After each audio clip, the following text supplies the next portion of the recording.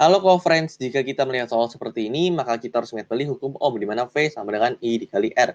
Dengan V adalah tegangan dalam satuan volt, I adalah kuat arus dalam satuan ampere, dan R adalah hambatan dalam satuan Ohm. Untuk mencari hambatan atau R dalam satuan Ohm bisa dicari dengan rumus Rho dikali L per A. Dengan Rho adalah hambat jenis dalam satuan Ohm meter, L adalah panjang kawat dalam satuan meter, dan A adalah luas penampang dalam satuan meter kuadrat. Diketahui oleh karena pengaruh panjangnya pengantar, berarti L-nya yang berubah-ubah. Pada rangkaian listrik timbul arus sebesar 400 mA, berarti I1 sama dengan 400 mA. Kita biarkan dulu saja. Nah, kemudian ditanya di sini, upaya yang dilakukan agar kuat arusnya menjadi 800 mA, berarti I2-nya sama dengan 800 mA. Nah, di sini A, panjang pengantar ditambah menjadi 2 kalinya.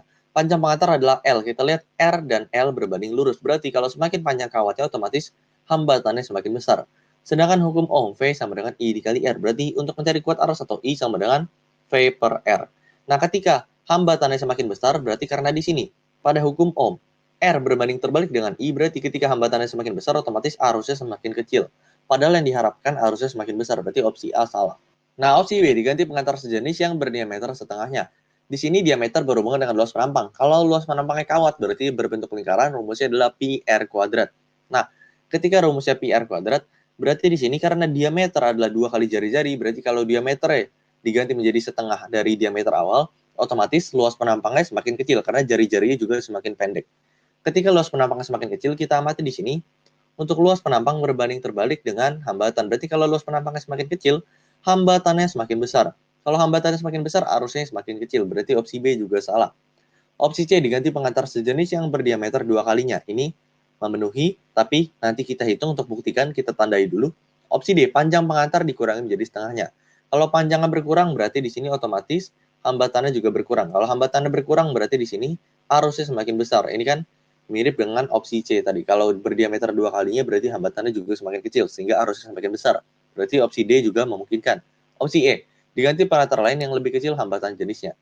Hambatan jenis dan R berbanding lurus. Berarti kalau hambatan jenisnya semakin kecil di sini, otomatis hambatannya juga semakin kecil. Berarti opsi E juga memungkinkan. Nah, tetapi opsi E di sini tidak bisa diketahui nanti arusnya menjadi berapa, karena di sini tidak diketahui nilai hambatan jenisnya dan tidak diketahui lebih kecil berapa kali, atau di sini nilai pastinya. Berarti opsi E tidak bisa dihitung. Kita coret saja. Kita hitung untuk opsi C dan opsi D. Nah, di sini kita misalkan hambatan awalnya. Kita misalkan dengan R sama dengan Rho dikali L per A. Kita anggap luas penambangan berbentuk lingkaran, maka di sini Rho dikali L per pi R kuadrat. Nah, di sini untuk opsi C berdiameter 2 kalinya. Berarti kalau jari-jari awal kan sama dengan setengah dikali diameter awal. Nah, untuk jari-jari yang di opsi C, kalau diameter ya 2 kali diameter awal, berarti setengah dikali 2 diameter awal. Nah, berarti di sini kita dapat jari-jari untuk opsi C sama dengan diameter awalnya sendiri. Nah, untuk diameter awal berarti sama dengan 2 dikali jari-jari awal. Berarti langsung saja untuk hambatan C, RC di sini sama dengan Rho dikali L per A. A-nya luas penampang berarti Pi dikali RC dikuadratkan. Maka di sini menjadi Rho dikali L per Pi dikali RC-nya adalah 2 kali jari-jari awal dikuadratkan. Maka di sini kita dapat menjadi 1/4 dikali Rho dikali L per Pi R kuadrat. Nah, ini adalah berarti sama dengan 1/4 hambatan awal, 1/4 R. Nah, kita hitung, kita hapus dulu papannya di sini. Nah, kita cari beda potensial pada saat arusnya 400 mA, maka V sama dengan I1 dikali R, karena yang berubah hanya arusnya. Berarti di sini I1-nya 400 mA, jangan lupa kita harus ubah ke ampere. Berarti di sini untuk I1, kalau 400 mA sama dengan 0,4 ampere. Nah, berarti di sini 0,4 R. Ini adalah untuk beda potensialnya. Nah, berarti di sini untuk mencari kuat arus yang baru pada opsi C, maka di sini V sama dengan kuat arus pada opsi C dikali hambatan pada opsi C. Nah, di sini berarti kuat arus pada opsi C yang dicari, beda potensial adalah 0,4 R, sama dengan RC-nya adalah 1/4 R. Nah, di sini sama-sama R bisa kita coret, berarti kita dapat IC ketika kuat arus C ketika hambatan menjadi 1/4 R sama dengan 1,6 satuannya adalah ampere atau miliampere, berarti menjadi 1600 miliampere. Nah, berarti opsi C kurang tepat. Opsi D, panjang pengantar dikurangi menjadi setengahnya.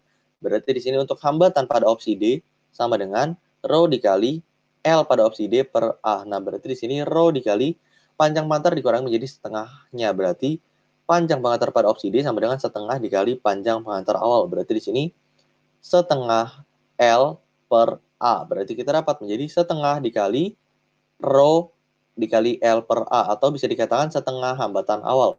Nah, ketika setengah hambatan awal, berarti di sini bisa kita cari untuk V sama dengan ID arus pada opsi D dikali dengan RD hambatan pada opsi D yang tadi kita hitung. Maka di sini V-nya 0,4 R sama dengan ID dikali hambatan opsi D adalah setengah R. Nah, di sini R-nya bisa kita coret langsung saja, maka kita dapat untuk ID-nya di sini sama dengan 0,8 ampere, atau yang kita ubah ke miliampere, berarti di sini menjadi 800 miliampere. Nah, berarti ini sesuai dengan permintaan di soal. Jadi jawaban yang paling tepat adalah opsi yang delta. Sampai jumpa di pertanyaan berikutnya.